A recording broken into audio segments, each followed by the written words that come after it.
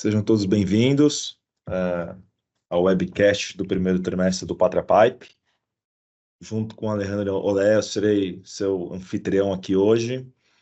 A gente vai aguardar mais 2 minutinhos antes de começar para aguardar outras pessoas entrarem e assim a gente começa a nossa sessão, tá bom? Obrigado e até já.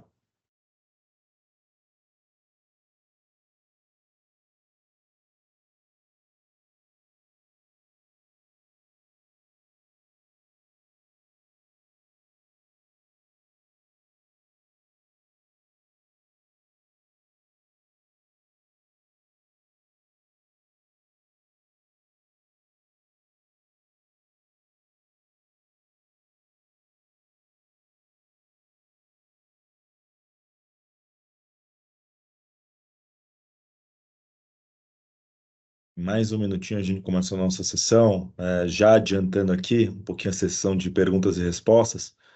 Fiquem super à vontade para mandar no chat e a gente vai endereçar elas na nossa sessão final, tá? Então a apresentação está basicamente dividida em uma parte mais um pouco de institucional e a performance, tá? Do fundo e uma visão do portfólio. E em seguida a gente vai falar dos resultados do primeiro trimestre das principais investidas aqui do nosso lado. Mais um minutinho a gente já começa em benefício e respeito ao tempo daqueles que entraram no horário correto.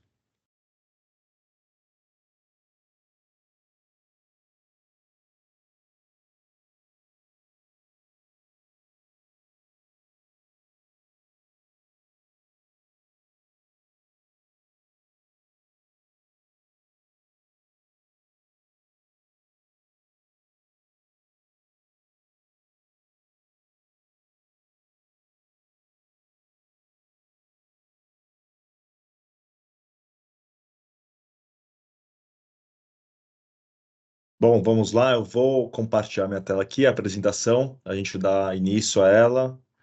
E como mencionei já há pouco, fique à vontade para enviar suas perguntas e dúvidas e ao final da sessão de perguntas e respostas a gente vai endereçar tudo, tá bom? Vamos lá, deixa eu compartilhar minha tela e a gente já começa aqui a nossa sessão.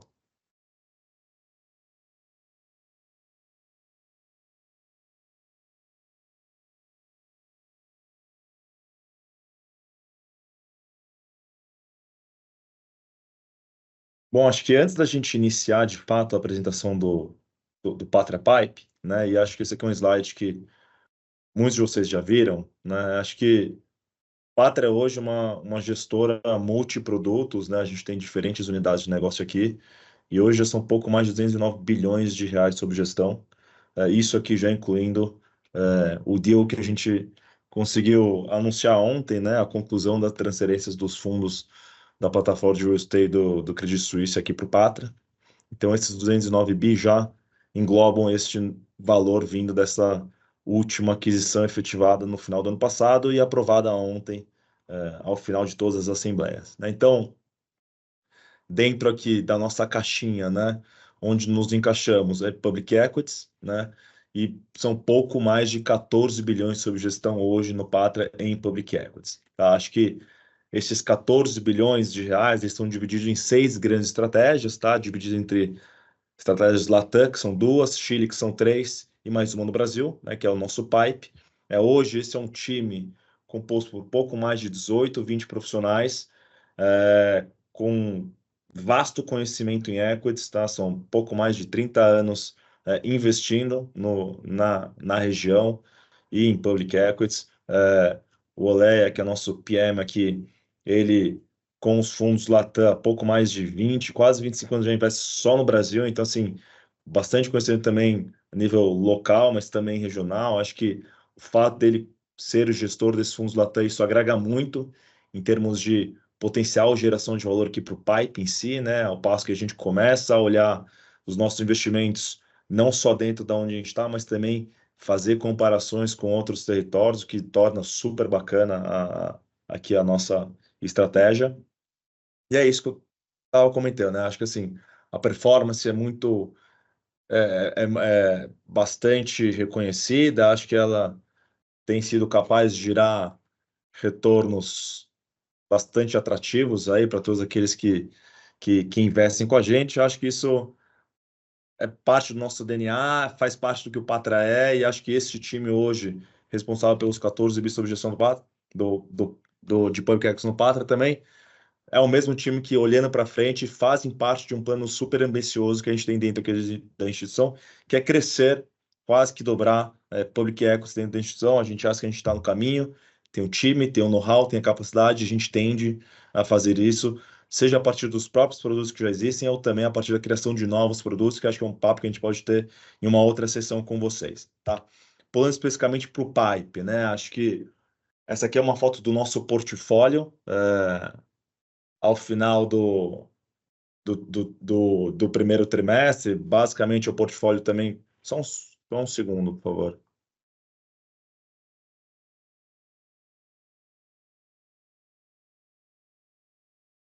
Como eu ia dizendo, isso aqui é uma foto do nosso portfólio, year to date, na verdade, isso aqui não é o primeiro trimestre. Acho que a gente, como vocês conhecem e acompanham o histórico do Pipe, né, nós temos um portfólio que ele é composto por posições core e posições satélites, assim posso dizer, né? As posições core são aquelas que a gente vai ter uma governança, ou vai ter o início de uma governança nas empresas, né? Então, são empresas que a gente investe nosso tempo e dedicação, não só como time de gestão de investimentos, mas também ao indicar pessoas para fazerem parte do dia a dia dessas empresas, seja compondo o board, seja compondo os times de gestão ou até os comitês que as empresas têm, né? Dentro do portfólio atual, como vocês bem conhecem, nos acompanham desde o início, né? Localiza ainda é hoje a nossa maior posição, é uma posição que este ano já vai completar em outubro 10 anos, né? A gente começou como Locamérica, de Locamérica a Unidas e de Unidas a Localiza. Entende-se aqui a nossa estratégia, como a gente gosta de mencionar também. Nosso período médio de investimento vai ser de 5 a 7 anos de uma tese, tá? Localiza já está em 10. O que isso significa? Que a Localiza já está num processo, já está entrando num processo de desinvestimento, se assim posso dizer, tá? Então, é possível que no próximo um ano e meio, a gente veja a Localiza perdendo essa relevância no nosso portfólio e outras empresas, sejam as que já compõem o portfólio ou outras que a gente comece a montar posições, passem a ganhar maior espaço aqui na nossa agenda e na composição do portfólio, né? Então, Localiza é uma tese que a gente vai desde 2014, a partir de Locamérica. Grupo Ultra, um investimento que a gente começou em 2020, né? Ali no meio da pandemia, a gente já estudava a empresa desde 2019, investimentos em 2020. Tenda, que é uma empresa que a gente também investe desde 2017, também já está quase que naquele período, se assim pode dizer que existe, né? De maturação da tese, mas a gente acha que tem muito valor a ser extraído dela ainda, como é o caso também de Ultra e também de Localiza, nesse próximo ano, um ano e meio. CVC é uma empresa que a gente investe desde 2019, né? Vem passando por um turnaround aí super importante. Acho que a partir desse ano, e principalmente no que vem, ela começa a dar sinais de ter superado esse processo de turnaround, algo que a Tenda já fez em 2023.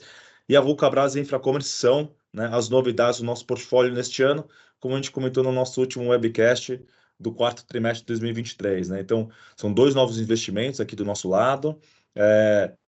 Infracommerce foi um investimento que a gente efetivou em dezembro de 2023, a partir do aumento de capital que a empresa promoveu, e a gente foi um dos âncoras desse investimento, assim como a gente foi também no caso de Vulcabras, tá? A Vulcabras fez um aumento de capital ali na virada de janeiro para fevereiro desse ano, e a gente foi um dos âncoras desse deal, né?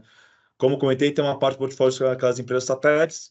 O conceito das satélites são empresas que a gente ainda não tem a governança, né, o início de uma governança, e são empresas que a gente está começando a investir, está esperando o tempo de maturação para eventualmente elas alçarem a posição de core, que é o caso dessas outras que já estão mais acima, né?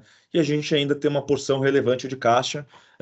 Isso veio um pouco do ano passado, né? Porque no final do ano passado a gente desinvestiu de Alper, que era uma posição core que tinha um tamanho importante aqui no nosso portfólio, né? A Alper, como a gente mencionou no nosso último webcast, que era um investimento em 2020, a gente efetivou a saída da tese em dezembro de 23, depois que a gente vendeu a empresa para um estratégico que está fechando o capital dela, tá? Então ela está naquele processo de fechar capital, super bacana a tese, deu uma TIR de 26%, um retorno super interessante, e a gente entregou uma série de incrementos nessa empresa que conversam muito com a nossa estratégia de geração de valor, que é algo que a gente já falou aqui também algumas outras vezes, tá? Então, o que a gente pode esperar desse portfólio olhando um pouco para frente daqui, talvez uma jornada daqui a um ano, né? Acho que Localiza perdendo um pouco o espaço dela no portfólio, outras empresas, se não essas, ganhando espaço no portfólio e também te diminuindo a posição de caixa, tá? Posso dizer e posso colocar aqui para vocês que a nossa posição ótima de caixa beira os 5%, tá? Então a gente tem um capital aqui a ser investido em outras empresas, mais o que vai sair de Localiza, tá? Então, nos próximos meses ou próximos webcasts, a gente tende a trazer mais novidades além de Vulcabras e Infracommerce, que a gente já apresentou para vocês no último webcast e também na carta do quarto tri, tá? Olhando um pouquinho para performance, tá? Aqui eu trago um pouco a performance do primeiro trimestre e a performance year to date com a data de ontem, tá? Vamos lá, falando de performance do primeiro trimestre, né? E acho que os comentários para o primeiro trimestre conversam também, principalmente com abril, tá? Abril foi um mês muito difícil para a nossa classe de ativo, tá? Mas no primeiro trimestre especificamente, né? Dá para observar que o PIPE teve uma queda um pouco além do Ibovespa e do Small Caps, tá? Acho que a queda do mercado, ela é explicada, e aí acho que é algo que a gente pode entrar mais no detalhe com o Alejandro a seguir, mas resumidamente, tá? Acho que tem certas incertezas quanto ao início do reajuste ou da queda da taxa de juros dos Estados Unidos, né? A gente esperava que isso fosse acontecer ali em março, isso foi postergado a princípio para julho, e naturalmente isso acaba impactando não só a curva de juros local norte-americana, mas também todo o mercado de equities global, né? Então, assim, a classe de ativo ela tende a ser menos atrativa, com uma taxa de juros que não cai, né? Porque a renda fixa ainda continua atrativa, e existem incertezas também quanto, principalmente, a curva longa de juros do Brasil, né? Acho que ela vinha em tendência de queda. É verdade que ela subiu um pouco nesses últimos trimestres, nesses últimos meses, semanas, e acho que essa curva, ao subir, ela acaba impactando bastante a nossa classe de ativos e também o mercado, por duas razões, que vocês conhecem, né? Primeiro que não é óbvio, a gente tende a ter ainda mais outflows do que inflows na classe de ativo, ao passo que a gente está concorrendo com uma renda fixa que está estável em níveis altos. E um outro ponto é que a gente vem de um período, né, os últimos 2 anos, no qual muitas empresas estão com uma estrutura de capital bastante alavancada, né? Curva de juros alta, isso acaba impactando no resultado, no lucro esperado para as empresas no ano. Então, acho que no primeiro trimestre e também nesses últimos 2 meses, teve uma revisão da perspectiva de earnings per share, ou de lucro por ação das empresas do mercado, né? Isso acaba também atrapalhando um pouquinho a performance, né? No nosso caso específico do portfólio, o que aconteceu e contribuiu para que a gente caísse além da bolsa e do nosso índice small caps, né? Acho que duas empresas especificamente eu posso citar aqui, Localiza e CVC, tá? Localiza. Há uma certa incerteza ainda no mercado quanto à velocidade da queda da curva da depreciação contábil, né? Do impacto que isso causa nos automóveis e, por fim, na margem esperada da empresa, né? Então, acho que isso acaba impactando essa tese específica, né? Acho que o resultado do quarto tri foi positivo, o resultado do primeiro tri foi positivo, mas no primeiro tri a empresa alertou que a queda que foi observada na depreciação contábil das empresas talvez não esteja no ritmo tão acelerado quanto o mercado esperava, principalmente no segundo trimestre, tá? É verdade que para o final do ano, na verdade do ano, isso já tende a normalizar ao passo que a empresa vai renovar numa velocidade importante a sua frota, o que o Alejandro vai detalhar na hora que a gente for falar da tese, né? E CVC, que também foi uma que impactou bastante aqui a nossa performance no primeiro tri e também no ano até agora, né? Então, acho que localize CVC principalmente. No caso da CVC, no final do ano passado, 28 de dezembro, uma medida provisória que foi aprovada e promulgada pelo governo no apagar das luzes previa a extinção do PERSE para uma série de setores, né?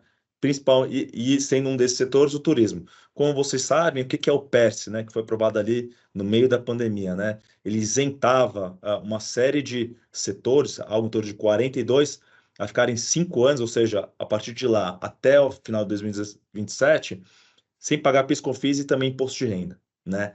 Quando isso caiu na virada do ano para o setor de turismo, naturalmente afetou a CVC.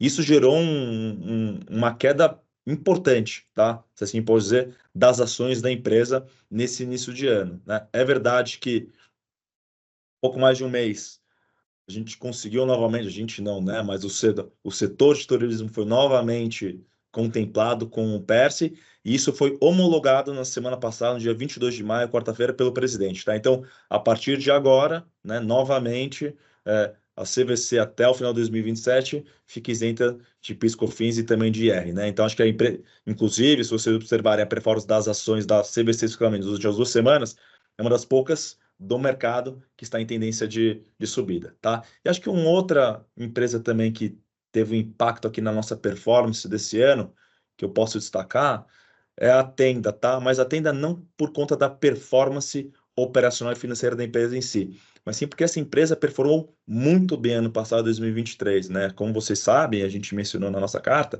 a Tenda foi uma das top 5 empresas em termos de performance de valorização das suas ações, né? Subiu quase 295%. Então era natural que o mercado devolvesse um pouco e realizasse um pouco essa correção intensivamente, mas quando você olha para o resultado da empresa do primeiro TRI, ele foi uma continuidade muito positiva do que a gente observou ao final de 2023, né? Um último comentário nesse slide, né? Como eu já mencionei no outro call, em algumas reuniões com clientes, nós aprendemos bastante em 21 e 22, porque a gente sabe que foram quedas muito importantes aqui no nosso fundo e que acabam machucando o nosso cotista, né?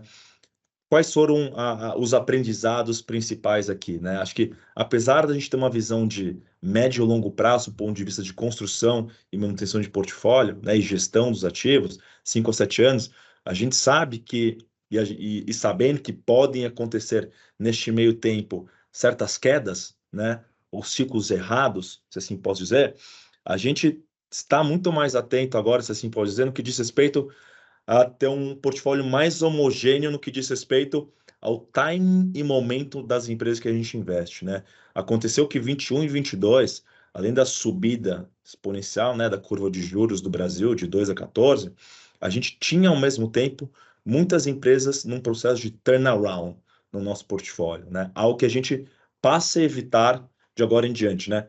Todas elas quase que superaram, né, seu turnaround, se assim pode dizer. Esse CVC já está quase na virada do turnaround. Acho que os últimos 3 trimestres foram muito importantes para apontar para o sentido positivo.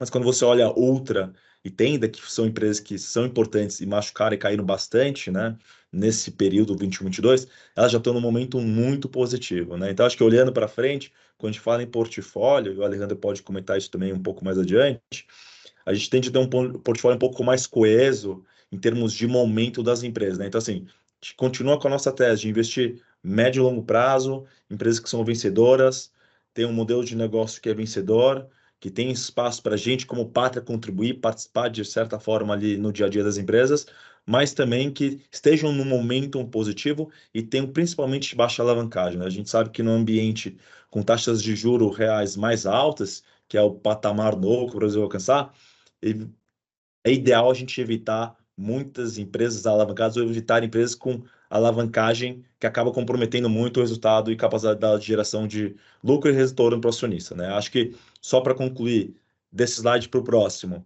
aqui aquilo que eu estava comentando, né? Quais foram os principais detratores do portfólio? Então, Localiza, tem CVC, né? Quando você olha Infra, Ultra e Vulcabras, pouca coisa, acho que Infra Commerce representa muito pouco do portfólio, tá? Machuca um pouco o portfólio, e o caso de Vulcabras também, né? E a Ultra, acho que, de novo, o Alejandro também vai comentar na sessão de Ultra, a empresa teve uma boa performance no primeiro trimestre, mas o mercado estava esperando mais ainda do que ela conseguiu entregar, principalmente em Ipiranga, tá? Então, assim, apesar da manutenção da boa performance como um todo, na visão consolidada, o ativo específico de que a Ipiranga ficou um pouco aquém das perspectivas do mercado e por isso que essa ação, principalmente nessas últimas 2 ações, devolveu um pouco sua performance, tá? Eu passo aqui agora para o Alejandro e depois eu volto para comentar ao final 2 empresas aqui, antes da gente entrar na sessão de Q&A. Obrigado, Felipe. Se escuta, ¿no? Alô? Perfeito. Ok, boa tarde. Obrigado por participar del webcast de nosso fundo. Creamos este gráfico para tentar, de fato, para intentar dar un pouco de profundidade e contexto ao desempenho de nosso fundo em relação ao mercado, não? Primeiro, para contextualizar, estamos no mercado de ações domésticas, mid-caps, small-caps, mais descontadas desde o ano 2008. Não? Então, realmente as valorizações são muito baixas. Com a diferença que a tendência dos resultados agora é positiva e a alavancagem é bastante baixo. Não? Então, eu estou bastante convencido que o retorno esperado do mercado a partir destes preços é muito atrativo no Brasil, desde el bottom-up. Los principales mensajes de este gráfico son, primero, que los fondos ven recuperando retorno en relación al mercado desde diciembre de 2002.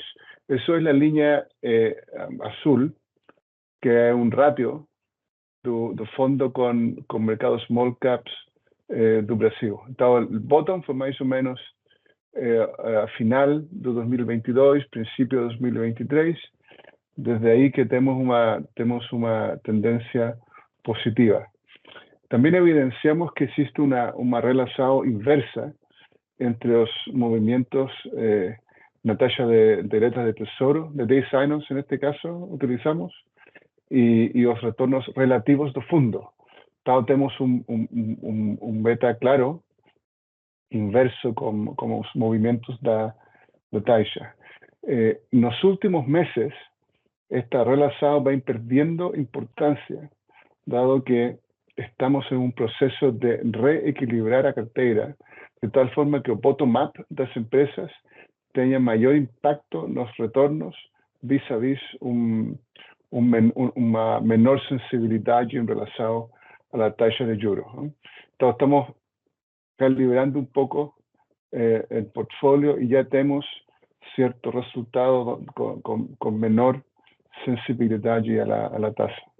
Nuestra preferencia, como Felipe faló un poco, son por negocios con ventajas competitivas, valorizados, valuations atractivos y que tengan una trayectoria y momentum positivo fundamental. También gustamos de endeudamiento bajo. Y la idea es utilizar el expertise de Patria y de Moneda en los casos que nos podamos tener influencia.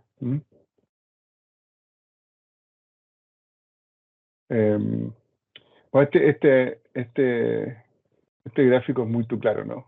En nuestra opinión, continuamos en un contexto de mercado donde los activos no Brasil, en media, operan con el mayor desconto histórico en comparación con otros mercados emergentes que también fican baratos y con mercados desenvolvidos.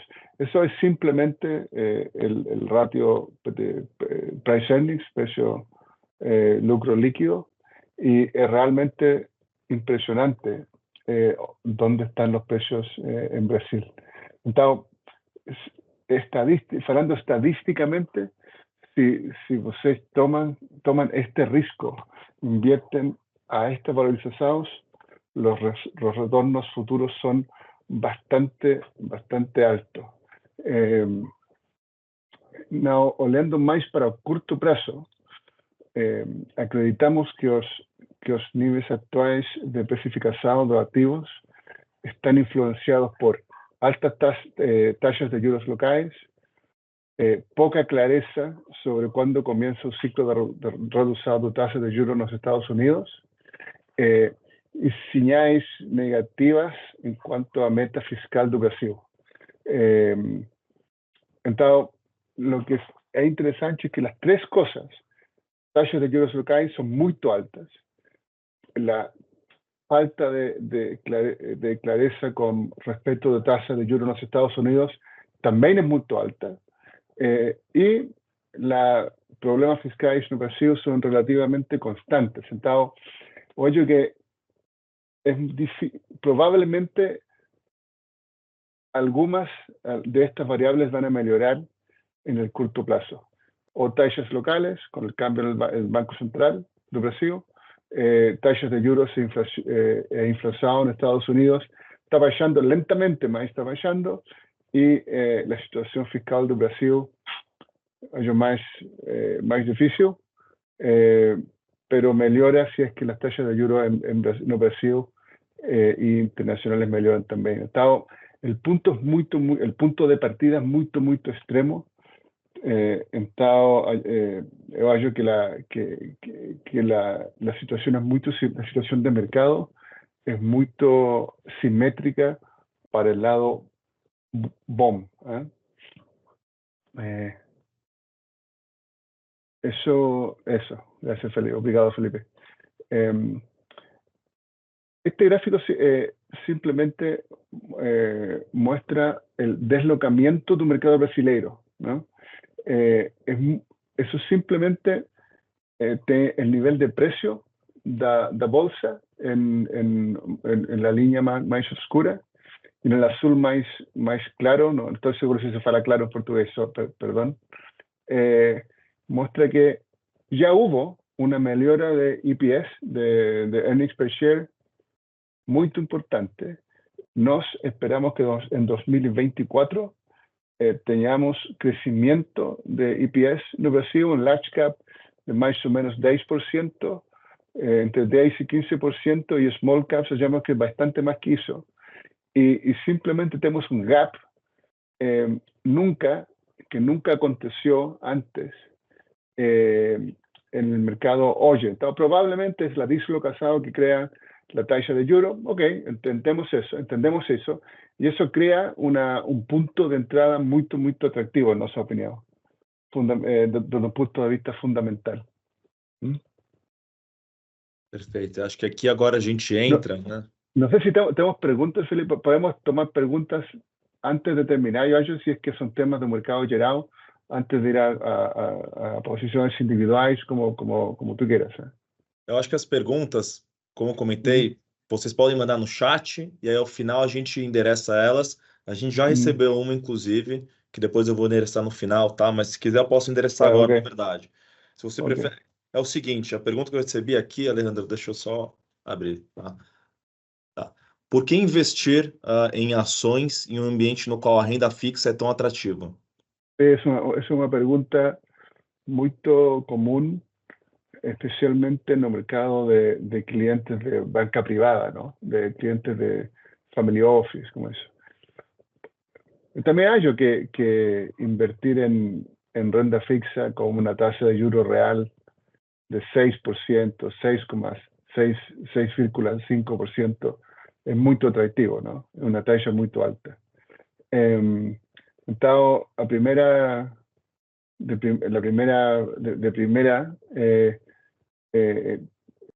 entiendo que a gente vaya para renda fixa, mas se você faz análisis estadísticos, históricos do mercado, não somente em Brasil, né, em qualquer parte, tem uma reversão à média muito clara la taxa de juros, en inflación, y por lo tanto, mientras más alta es la tasa de juros a la que você invierte en acciones, más alto es el retorno futuro de un portfolio de renta variable. Entonces, por eso es que nos veamos que este punto del mercado brasileiro es extremadamente atractivo. La única pregunta que es muy importante es timing. ¿Cuándo entra? ¿Cuándo empieza? Eso es más difícil.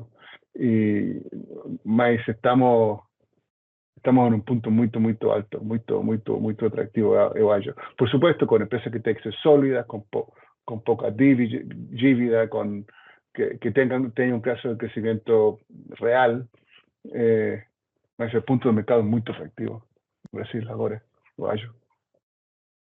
Excelente, acho que é bem o que a gente vem falando aí com os clientes ao longo dessas últimas semanas, né? E aí agora, como queria introduzir aqui a sessão na qual a gente vai falar das empresas, tá? Em ordem, a gente vai citar Localiza, Ultra, Tenda CVC, tá? Então vou passar de volta a palavra para o Alejandro, e aí ao final da sessão das empresas eu volto para um Q&A especificamente das empresas. Vamos lá.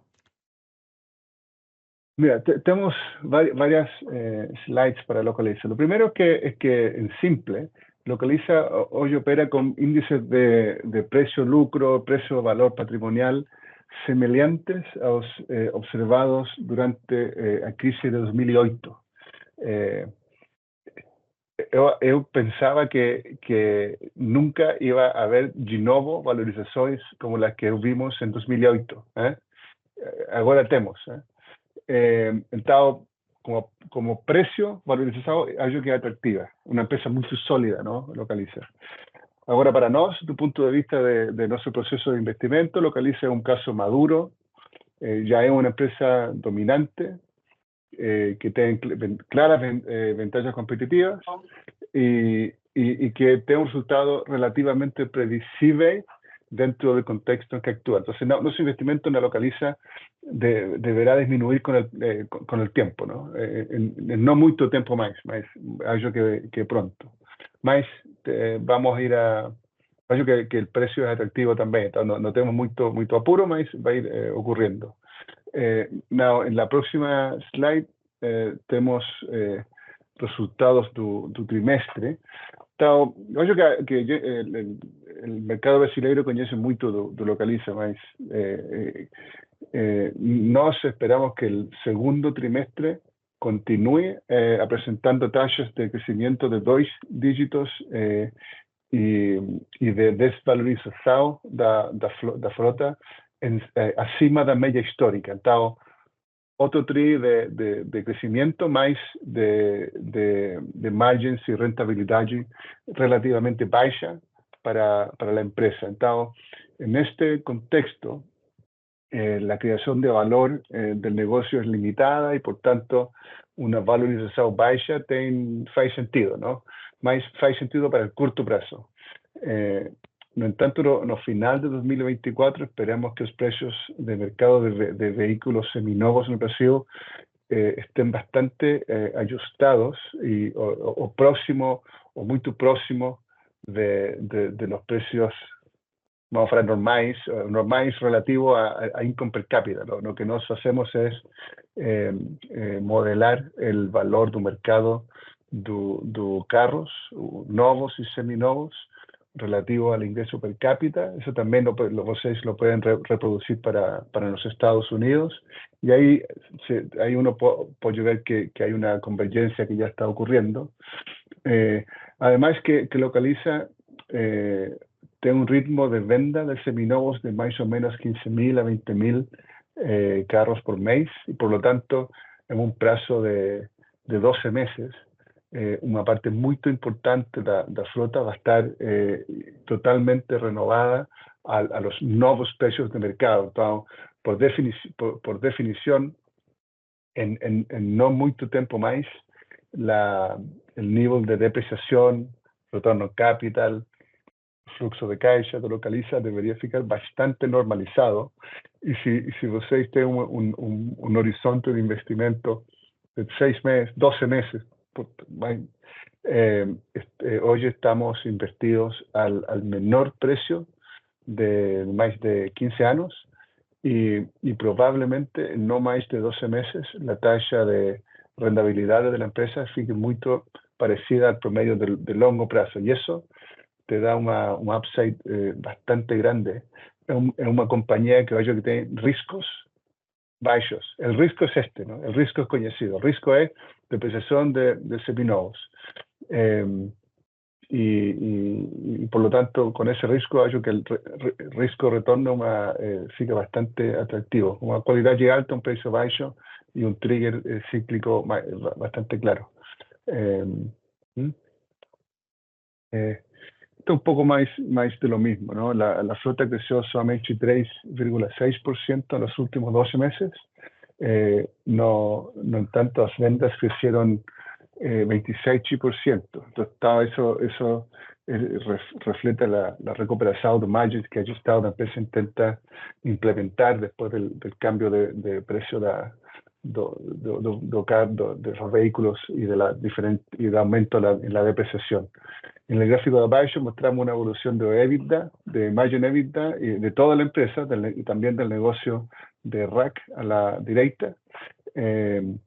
y en la siguiente página de fleet y el margen de seminovos. Sentado, long story short, el margin EBITDA que fica muy baixo es el de seminovos, que es el gráfico de la derecha arriba en esa página que Felipe muestra. Dado el trigger para mejorar el retorno capital, la ROIC de la empresa, que está en el gráfico de la izquierda abajo, es que el margen de seminovos mejore, digamos que con un crecimiento de flota limitado, mas con un espacio para mejora de margen muy grande. Pagando hoy más o menos 14 veces lucro líquido probablemente en el piso, en la parte más baja de rentabilidad del negocio. Entonces, hallamos que el retorno esperado es más o menos alto, bastante alto. No sé si te preguntan Localiza. Yo que cada vez que falo en Brasil con clientes, todos conocen Localiza, es una acción muy conocida. Si tienes preguntas, podemos hablar. También tenemos el head de research del grupo en la llamada y que él conoce mucho la empresa. Por enquanto não, acho que eu vou para a próxima empresa, Alejandro. Grupo Ultra. Mira, Grupo Ultra, nuestro investimento en Ultra tiene un retorno acumulado de 38% sin dividendos, no más dividendos hasta ahora.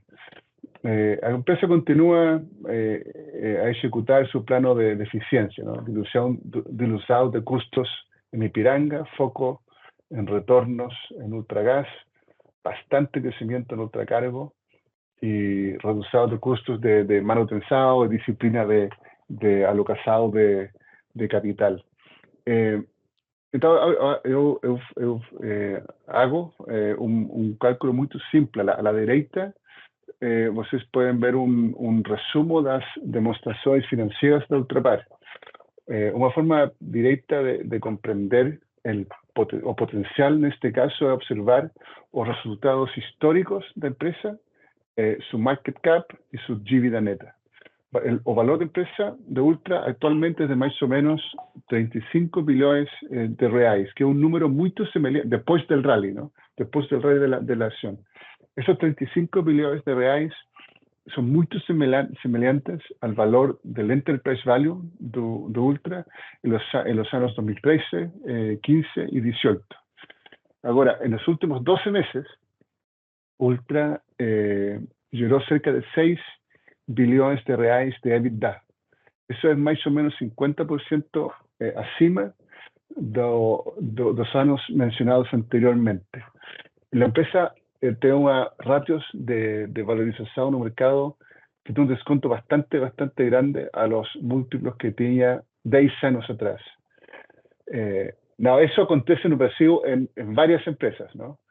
Ultra solamente nós hallamos que es un activo estratégico, como un grupo con un management y board de muy alta calidad y con un plan de negocio muy bien enfocado. Ahora, si Ultra llegara a operar a las 10 veces EBITDA que acostumbraba a operar, el market cap aún podría duplicarse desde el valor actual.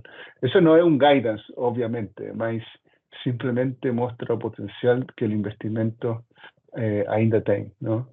En la página 29, ¿no? Lo más importante de ello es que el EBITDA por metro cúbico de Ipiranga fue de 140 reais. El mercado esperaba, por lo que nosotros estimamos, 150 reais por metro cúbico, y por eso tuvo una reacción negativa en el trimestre, más la trayectoria del negocio es muy positiva. Nos estimamos que el ROIC de un negocio está en 16%, que es un tercio acima del año anterior en este trimestre. Ultragas creció su EBITDA más con queda nos volúmenes y el negocio continúa con un alto índice de retorno sobre el capital invertido. Entonces, nos ficamos bien contentos con eso. Ultracargo continúa con un fuerte crecimiento, con margins estables y con EBITDA creciendo más o menos 16% año a año.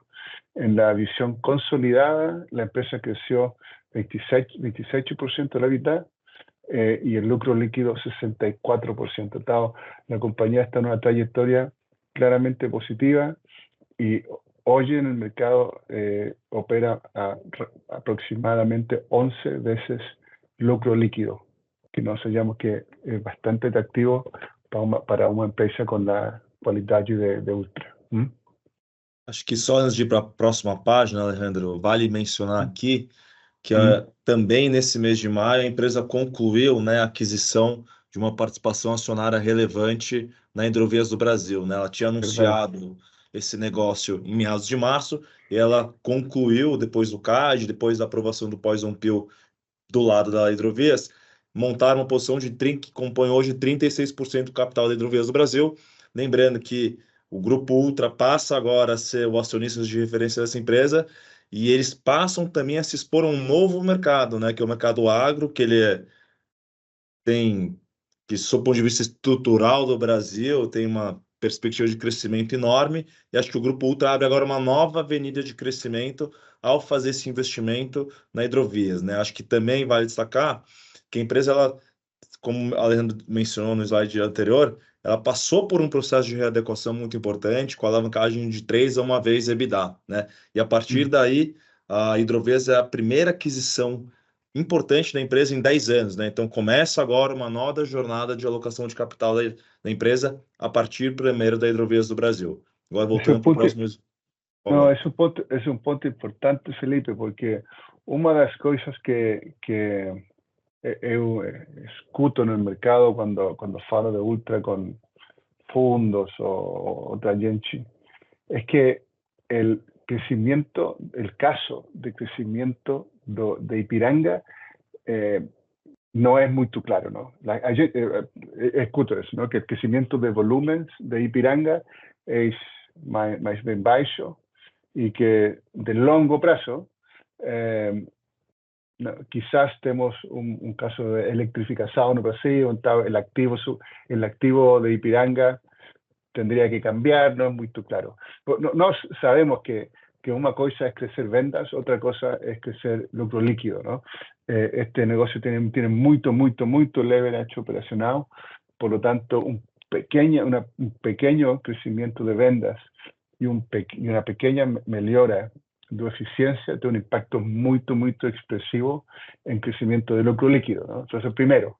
Y segundo, es que efectivamente esta compañía que tiene básicamente es una gran compañía de distribución, va a tener la posibilidad de desenvolver esa capacidad ahora en el mundo agro, ¿no? Que probablemente es el sector más con mejores perspectivas no Brasil. Na verdade, hay mucho que hacer, mucha infraestructura aún por construir. Y Hidrovías es una empresa que nos conocemos muy bien y está en una etapa temprana ainda, ¿no? Perfeito. Indo aqui para os próximos slides. Sí, acho que falamos, eso no tem tanta información, mas mostra a la izquierda el performance reciente, ¿no? Solamente year to date de Ultra con el mercado, muy perto del Bovespa. Acho que no tem muita informação, uma empresa que como falamos, múltiplo baixo, melhorando, acho que atractiva, mais à direita, é muito mais interessante, não? A gran recuperação do rentabilidade, não? EBITDA por metro cúbico e abaixo temos Ipiranga com sua EBITDA y su total en su EBITDA también por metro cúbico. Nos hallamos que el nivel de 140 es más perto que de lo que la empresa puede producir. Acho que probablemente va a crecer, mas más normalizado, ¿no? Los 190 reais del cuarto tri de 2023 tenían algunas distorsiones de inventario comprado muy barato, cuando el precio de combustible no Brasil subió rápidamente, tiene un efecto, un one-off que no es muy representativo de nos hallamos del futuro próximo de la compañía, ¿no?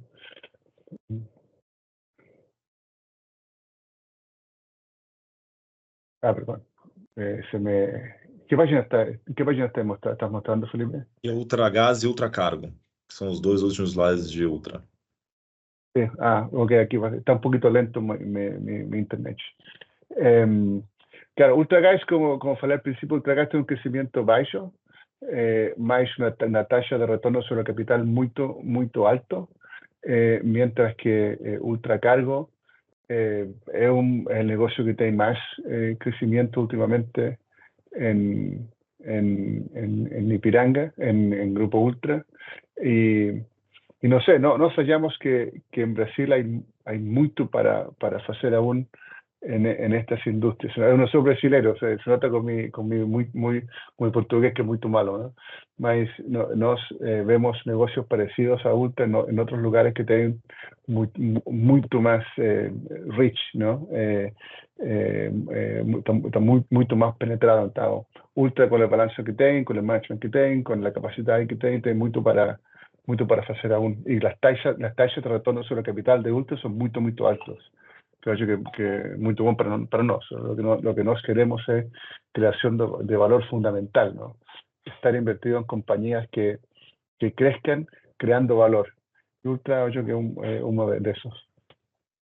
Perfeito. E aí, agora indo para a Tenda, né? Acho que a gente pontuou bastante no nosso último webcast e na nossa última carta do quarto trimestre, né?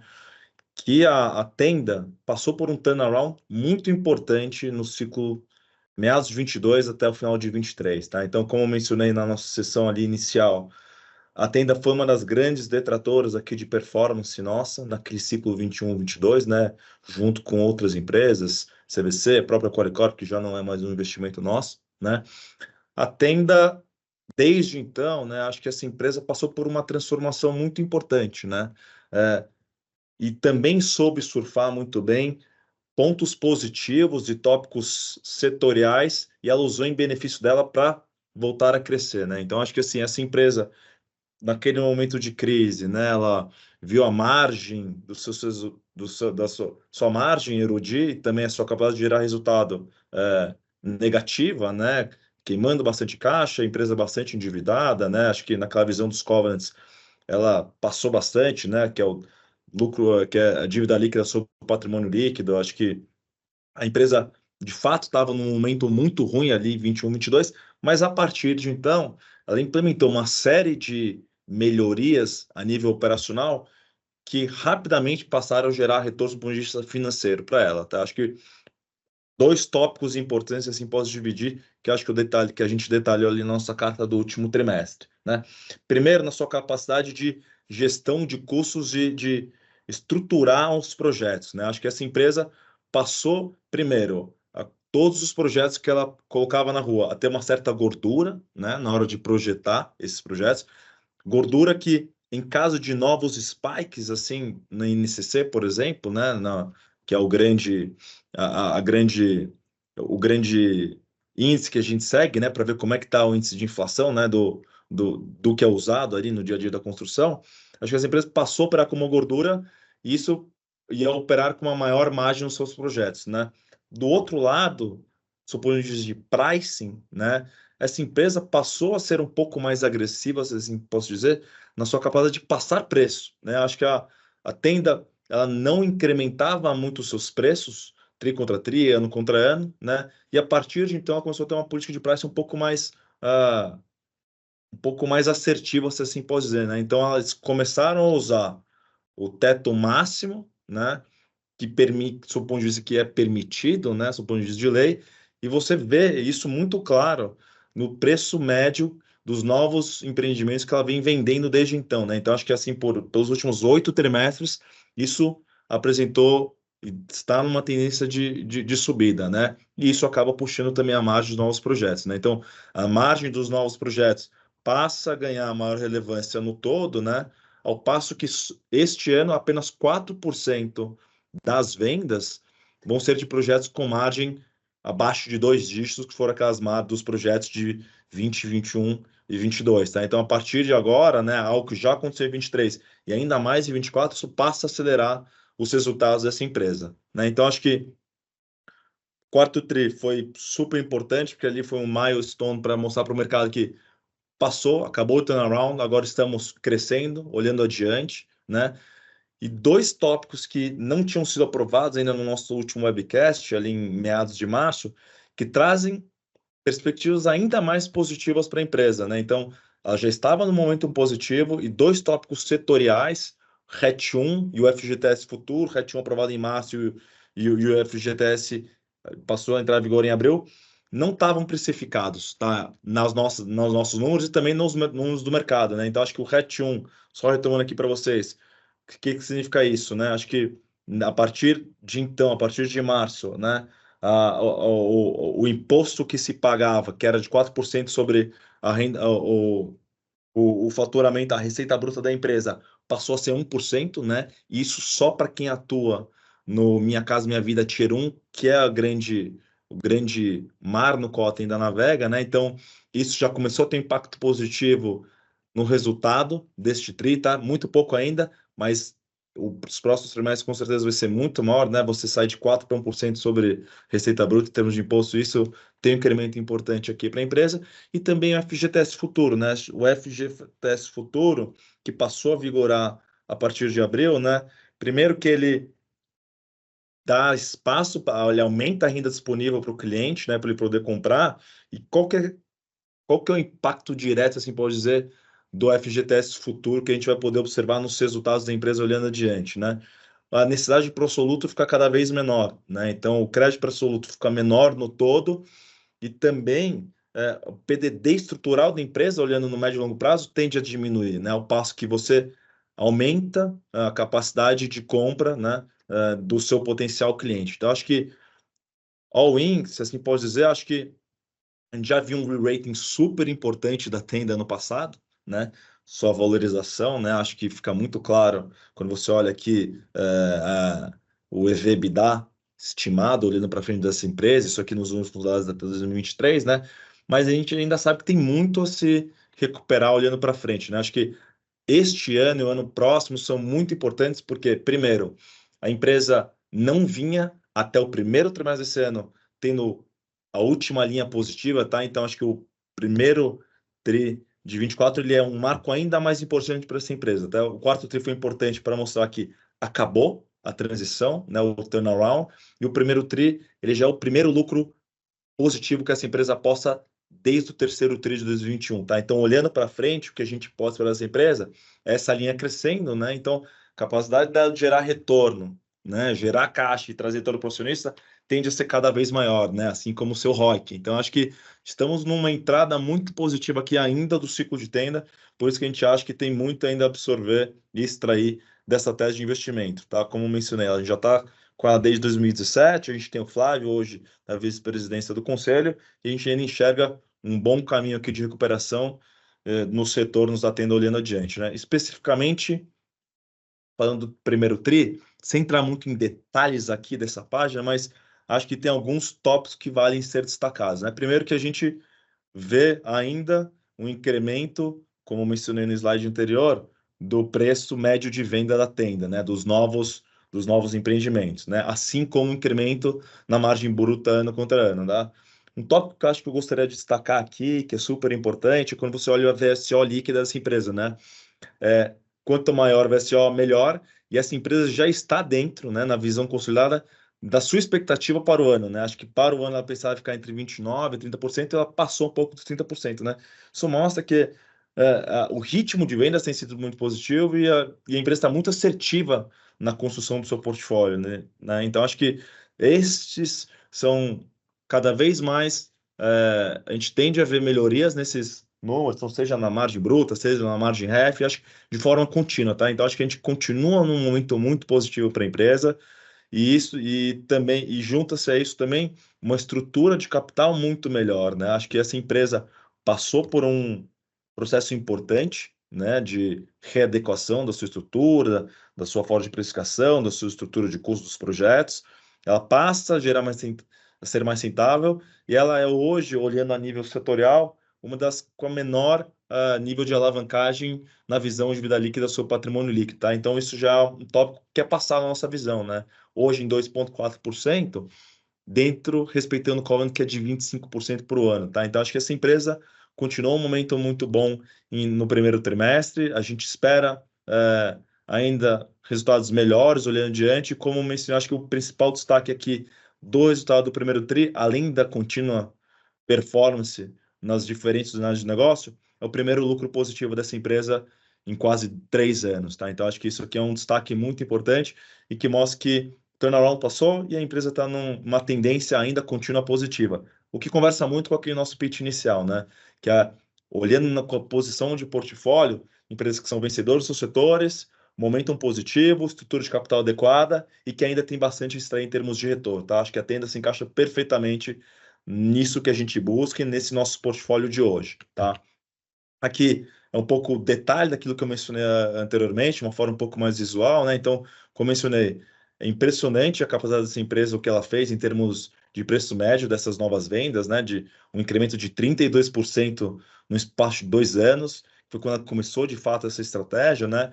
E aqui, quando a gente olha essa margem bruta, né? E o lucro bruto dessas novas vendas, numa tendência de crescimento também, e sempre numa visão superior no ano contra ano, tá? Então, acho que o primeiro tri versus o primeiro tri do ano passado mostra que essa empresa ainda é uma tendência de crescimento da margem bruta, né? E aí, olhando a margem mais adiante, né? A margem REF, muito importante, onde a empresa já conseguiu chegar. Acho que ela está chegando no nível estimado que ela, que ela previa, e a tendência é uma continuidade disso, né? E acho que o outro ponto que eu mencionei também ali na sessão inicial é basicamente o runoff dos empreendimentos com margem, se não negativa, muito baixa, que machucaram bastante o resultado dessa empresa em 21, 22, tá? Aqui, olhando um pouquinho de novo, vale a pena olhar, quando você olha uma visão consolidada, né? Acho que uma contínuo incremento de margem, ao passo que essas novas vendas começam a ganhar mais espaço no todo, né? Então, essa empresa vem numa trajetória crescente de margem bruta, né? E da capacidade de gerar retorno também no lucro bruto, né? E aquilo que eu mencionei, né? Acho que quando a gente olha a visão consolidada de lucro líquido, né? Aqui também eu gosto de destacar um pouco a Tenda, porque a Tenda, a marca Tenda, a unidade de nossa Tenda, ela já vinha postando resultado positivo de meados do segundo trimestre do ano passado, tá? E este último trimestre foi muito importante, né? A Alea, como a gente sabe, vocês todos sabem, é uma empresa que ainda está no seu início, está no processo de maturação, né? A Alea está ainda numa trajetória crescente. Eu acho que vale destacar aqui da Alea, neste tri, super importante. Foi o primeiro trimestre com margem bruta positiva que a empresa postou, tá? Então acho que isso está muito em linha com a estratégia da empresa. E acho que um outro ponto positivo da Alea a ser destacado nesse primeiro tri também é que hoje ela atua em 20 municípios, no qual ela não tem nenhuma concorrência, tá? Então acho que as perspectivas para a Alea olhando adiante são bacanas, mas de novo, acho que a gente está olhando aqui para a Tenda como um todo, né? E a Tenda hoje ainda representa, se não a totalidade, quase que a totalidade do resultado da Tenda consolidada, tá? Então, acho que a marca Tenda, nessa trajetória contínua positiva, trazendo resultados positivos para essa empresa, começam a trazer o resultado que a gente já esperava para este trimestre, tá? Que é o primeiro lucro líquido positivo dessa empresa depois de quase 3 anos, né? E aquilo que eu comentei, né? Acho que, sob o ponto de vista de capacidade de geração de caixa, esse também foi o melhor trimestre da empresa, né? Desde a retomada. Fica muito claro aqui que, do ponto de vista operacional, essa empresa está operando muito bem também, né? E acho que aqui a geração de caixa continua nessa trajetória muito positiva e crescente que a gente estima olhando aqui mais adiante, né? E para terminar a Tenda, aquilo que eu estava falando, a visão da dívida líquida da empresa sobre o patrimônio líquido, né? Hoje, no patamar de 2%, respeitando os covenants para o ano de 50% e também abaixo dos covenants lá de 2025 em diante, que são o mesmo patamar de 2021 antes, né, que é 15%. é possível que a gente veja alguma flutuação, tá? Olhando no trimestre adiante, mas sempre respeitando qual? Nunca indo acima dos 10%, que foi o que a gente já olhou mais anteriormente, né? Acho que a empresa está num momento muito positivo e a tendência de continuar disso é muito alta, tá? E acho que aqui, para finalizar a sessão das empresas, a CVC, né? Como eu mencionei, 21, 22, a CVC foi uma empresa que passou por maus bocados, assim posso dizer, né? Acho que com a estrutura, a empresa estava com uma estrutura de capital não adequada para o momento no qual ela estava vivendo, tá? Então acho que o mercado de turismo, ele demorou para retomar, como a gente acreditava que ele ia retomar, né? Primeira onda, segunda onda da Covid. Se você olhar até hoje, o mercado de turismo internacional ele ainda não voltou aos mesmos patamares do mercado de turismo doméstico. Esse sim, muito forte, muito pujante, tá? Mas essa empresa, neste período que o mercado não estava voltando na velocidade esperada, ela fez uma série de investimentos importantes, tá? Principalmente no que diz respeito a trazer a empresa que vinha de uma era muito ainda analógica para uma era totalmente digital, tá? Então, assim, investiu-se bastante em tecnologia, tá? Então, entre CAPEX e OPEX, quase um bi e meio de reais investidos nesse ciclo. A gente sabe que o tamanho desse investimento talvez não conversasse ou não fosse ideal, dada a estrutura que a empresa tinha, mas eles foram importantes e hoje estão sendo muito bem utilizados em benefício da empresa, tá? Acho que e um marco importante que aconteceu, que a gente pontuou no nosso último call, e principalmente na nossa carta do último trimestre, é que essa empresa, em maio para junho do ano passado, ela fez um último aumento de capital. E a partir deste último aumento de capital, implementou-se também um novo mindset para ela. Por quê? Tá? Porque neste aumento de capital, o fundador da empresa, a família Paulos, né, o Guilherme Paulos, ele voltou à base acionista da empresa e, mais do que isso, ele voltou ao conselho, né, com alguns assentos, mas também com indicados no management, tá? Então, o CEO, o Fábio Godinho, pessoa que já vinha trabalhando com ele, já tinha trabalhado na CVC há pouco mais de 10 anos, é um dos braços direitos que o Paulo tem, e é uma pessoa que vem liderando de forma muito exitosa um, uma virada no modelo de negócio, se assim pode dizer, da CVC, a partir do terceiro trimestre do ano passado, tá? E também agora com a chegada do novo CFO da empresa, que é o Felipe, que inclusive a gente teve com ele hoje, né? Que também vem, tá? O Felipe ele era conselheiro indicado pelo Guilherme Paulos na empresa, ele assume essa cadeira para dar continuidade a tudo isso que o Godinho vem fazendo desde o terceiro trimestre do ano passado, tá? Quando este novo management assumiu, né? O que que eles fizeram, o que que eles entenderam que fazia sentido para a empresa, né?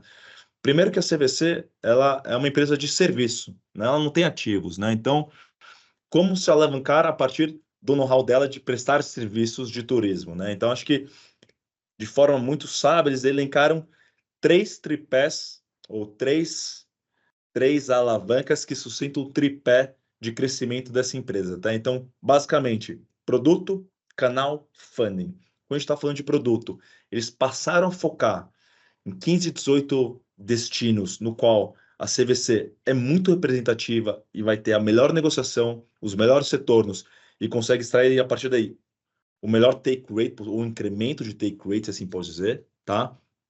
Quando a gente olha para canal, né, acho que algo muito importante para a CVC, que sempre foi historicamente, continua sendo e passou a acelerar junto com esse novo manager, foi o canal de distribuição a partir das lojas franqueadas, tá? Então essa empresa tem pouco mais de 1.300 lojas, abriu 32 lojas net no último trimestre, deve estar em algo em torno aí de algo semelhante ou até superior a isso, para cima de 30, 40 novas franquias neste próximo trimestre, né?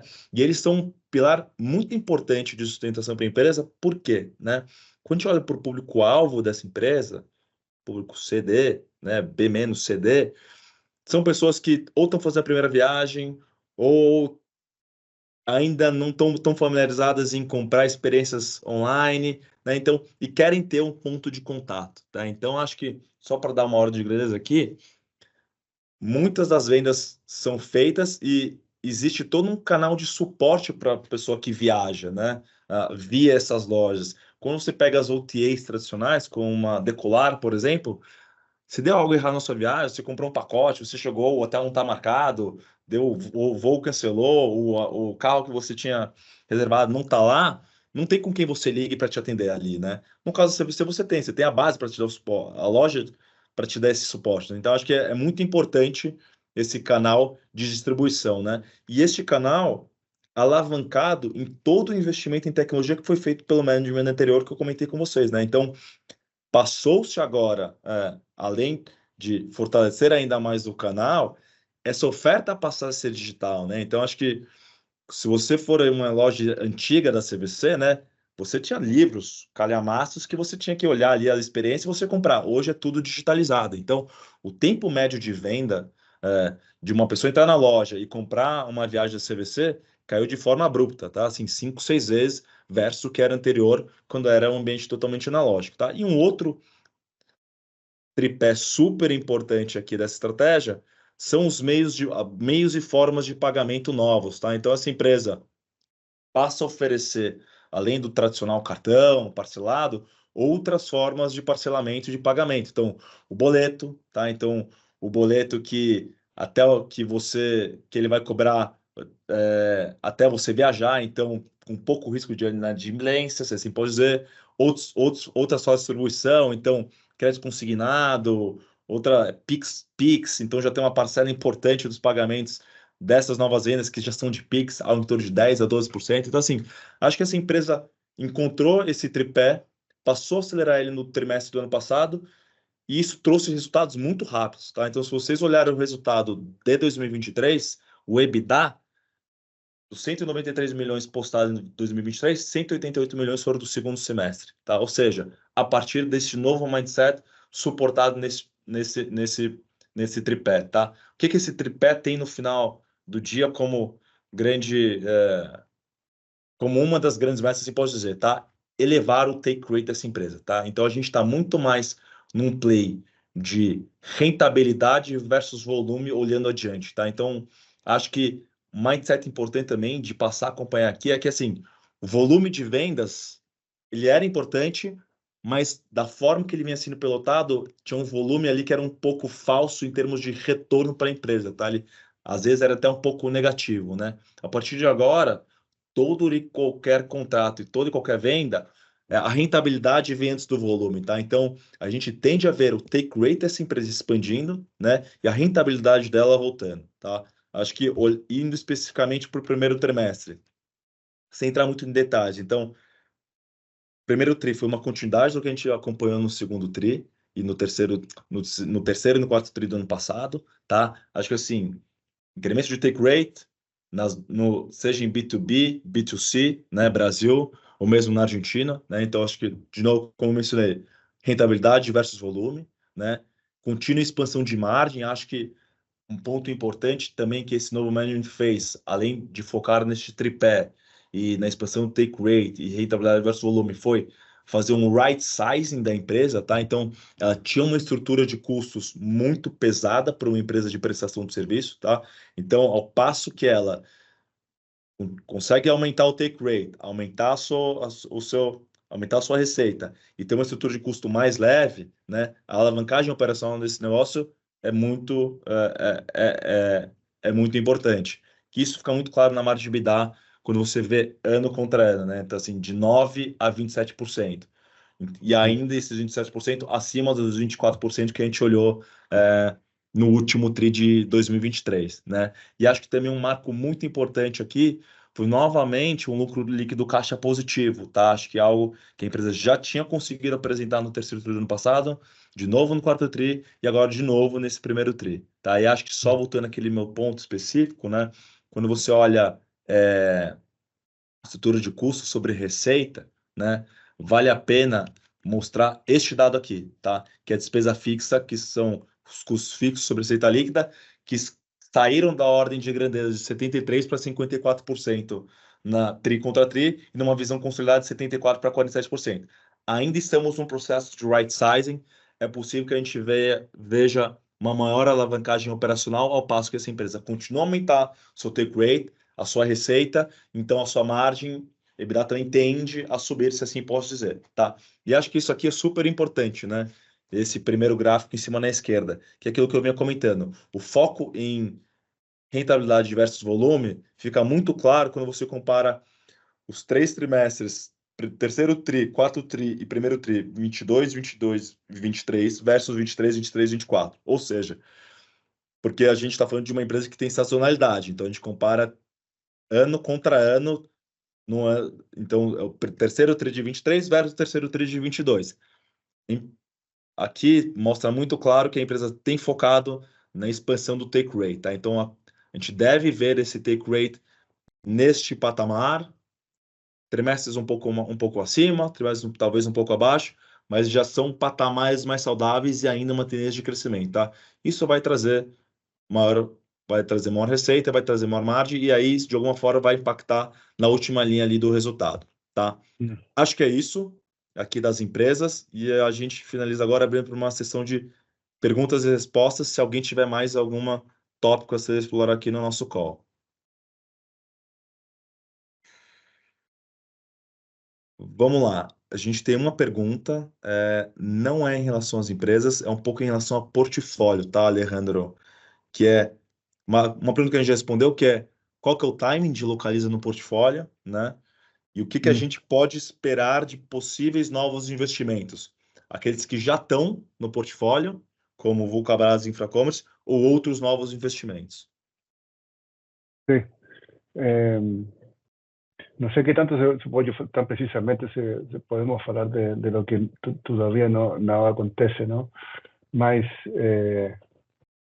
en el corto plazo probablemente vamos a tener un investimento menor en Localiza y para aprovechar algunas oportunidades en el mercado que nos hallamos que tenemos. O sea, además que logramos balancear un poco mejor el portafolio, ¿no? No estar tan concentrado en Localiza una empresa muy atractiva de largo plazo, mas tenemos, no sé, 26% del portfolio hoy expuesto a vamos a hablar, trayectoria de la depreciación de carros no pasivos, desvalorización de carros no pasivos.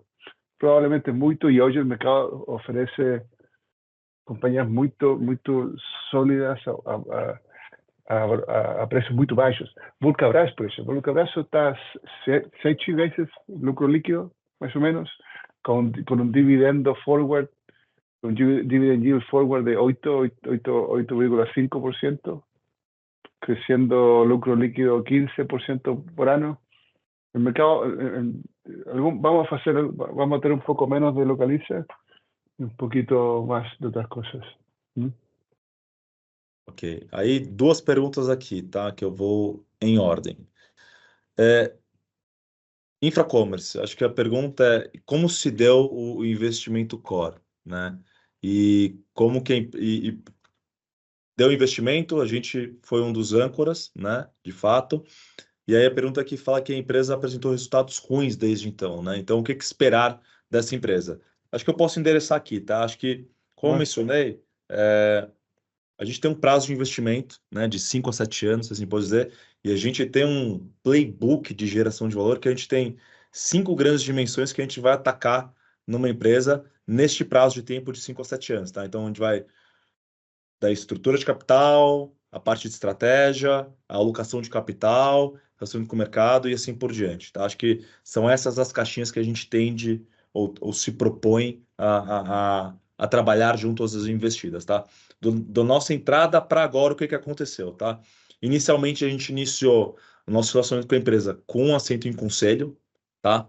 Depois deste assento em conselho, a gente indicou mais um membro ao conselho, que é o Peter, que é sócio do Pátria, né? E ele é presidente do conselho. E a gente está agora num período, fora isso, fora o Peter e o nosso outro conselheiro, que é o Pedro Melzer, que foi o nosso primeiro conselheiro. A gente trouxe um novo CEO e agora, há pouco, iniciou um novo CFO, tá? Então, a gente está muito num caminho de início da tese, tá? Então, assim, é natural, o investimento está só começando, primeiros 2, 3 meses, assim, 3 meses agora da tese, e a gente está naquele estágio inicial de ainda aterrissar, entender o modelo de negócio e ver quais são as avenidas que a gente vai poder contribuir e qual a velocidade delas, tá? Então, acho que assim, falando especificamente de infra-commerce, a gente está olhando no prazo de 5 a 7 anos, muito início da tese, ainda tem bastante a se galgar, se assim pode dizer, e como a gente mencionou na nossa cara do último TRI, a ideia é mais adiante no ano a gente ter uma carta específica para apresentar o case de infra-commerce, tá? A gente introduziu ele e acho que daqui a uns 6, 8 meses a gente vai poder falar um pouco mais da tese que ainda está muito no início, tá? Hay una pregunta de CBC, eu gostaria responder isso. Isso. Daí a gente tem uma pergunta de CVC falando, olha, CBC, há para um ser ano, direito, falaram que o CVC tinha melhorado, estava melhorando, e agora falaram a mesma coisa. Dá para acreditar? Acho que é no, resumindo a pergunta. pero para ser directo, ¿no? CBC, con la tasa de euro Brasil que es tan alta, el mercado está muy sensible a cash flow de corto plazo. Petrobras, por ejemplo, Banco do Brasil, que tiene dividendos muy altos, muy atractivos, más muy poco crecimiento, han tenido un performance menor que el mercado por un tiempo largo ya, ¿no? Y CBC, para ser directo, la trayectoria del caso es que para 2020, para final de 2024 y 2025 debería tener un flujo de caja evidentemente positivo. Si eso acontece, si eso realmente acontece, entonces, con este mercado que es muy sensible al flujo de caja de corto plazo, probablemente la materialización del caso va a ser más perto disso. Si es que el mercado brasileiro no muda, fica muy estresado sin parar, yo que la acción de CBC debería realmente performar perto del flujo de caja. Y el flujo de caja no es de corto plazo, no es el segundo tri, no es el tercer tri, más final do ano y en 2025. Esa es la realidad. Now, lo que parece poco probable es que el mercado brasileño continúe así de estresado sin parar todo el tiempo. Nuestro trabajo es construir tesis de investimento, monitorear la tesis de investimento, y ¿qué está aconteciendo? Somos investidores de largo plazo. Si nada está aconteciendo, porque acontece algo, se cambia el fundamento de la compañía, la industria, existe una transformación negativa, entonces tenemos que mudar, tenemos que cambiar. Lo que nos podemos seguir de CBC es que la mudanza positiva está aconteciendo. Mas también el flujo de caja, lo que fue al principio, es final de 2024 y 2025. Entonces, eso es lo que realmente acontece con CBC. Va a tener un performance fuerte y rápido. Yo solamente dice que el mercado brasileño muda, que significa que la tasa de juros caiga, no sé, medio punto, que no esté tan estresado, y si no, vamos a tener que esperar a 2024 o 2025. Si vemos que la tesis muda y se pone, y no sé, algo acontece y la compañía vemos que tiene problemas, nos vamos a mudar. En ese caso, saldríamos del CBC. Es el caso verdadero. No somos investidores de largo plazo, no somos investidores de corto plazo. Un investidor de corto plazo, no sé, como Quant, alguma gente lo faz, mas nosotros no. Perfeito. E acho que só complementando aqui, né? Acho que há um ano essa empresa era muito diferente no que diz respeito ao time de gestão, né? Então acho que a volta do fundador e do time de gestão com ele, né? Esse novo time de gestão e essa mudança de mindset nos trazem, né, resultados muito melhores e que mostram a tendência positiva que eu mostrei já a partir do terceiro trimestre do ano passado e que já foi uma continuidade nesse primeiro tri, tá? Então, aquilo como o Alejandro falou, não é uma tese para agora, né? Mas a gente entende que a virada do ano é super importante, né? Então, acho que de um ano adiante, dentro do nosso prazo, olhando para esse negócio, acho que o momento sim é muito melhor e dá para ter muito mais segurança em afirmar que essa empresa tem uma trajetória positiva, tá? Porque te iba, cuando tú, Felipe, estabas mostrando los slides de CDC, quería hablar algo. Si ninguém quer esperar el longo plazo, ¿no? O sea, ¿qué prefiere? ¿Que el retorno de corto plazo, muy rápido, o retorno de largo plazo? Yo prefiero el retorno de corto plazo, ¿no? Ninguém quiere esperar nunca, que es perfectamente racional. Mas existe un trade-off, ¿no? El retorno de corto plazo, dividendo, por ejemplo, es acotado. Un dividendo muy alto, 10%. Vulca pagó 14% este año. Es raro, hay pocos casos de dividendo muy alto. Entonces, ¿cuál es el trade-off con una empresa como CDC o Tenda, si es que acontece el plan? Es que, oye, CDC está en un mercado priced más o menos a 3,8 veces Enterprise Value EBITDA, 3,8. El alavancaje, la dívida neta sobre EBITDA de CDC es más o menos 3 veces, 3,1. Entonces, no tiene equity value. Hoy en el mercado. No tiene equity, casi no tiene equity value. CDC, antes, before, de los problemas que tuvo de rentabilidad, operaba 10 veces, 12 veces EBITDA, mucho más alto. ¿Cuál es la diferencia? CDC, como tú falaste, Felipe, realmente no tienen activos, tienen solamente working capital de trabajo, y por lo tanto, si ellos continúan mejorando la tasa de rentabilidad, margin, que bajar costo fixo a través de digitalización, que es bajar hora de mano de obra, ¿no? Hora de personal por ticket, por venda. Eso baja, mejora el take rate y continúa teniendo un buen trabajo de investimento en working capital. ROIC, la profitabilidad mejora.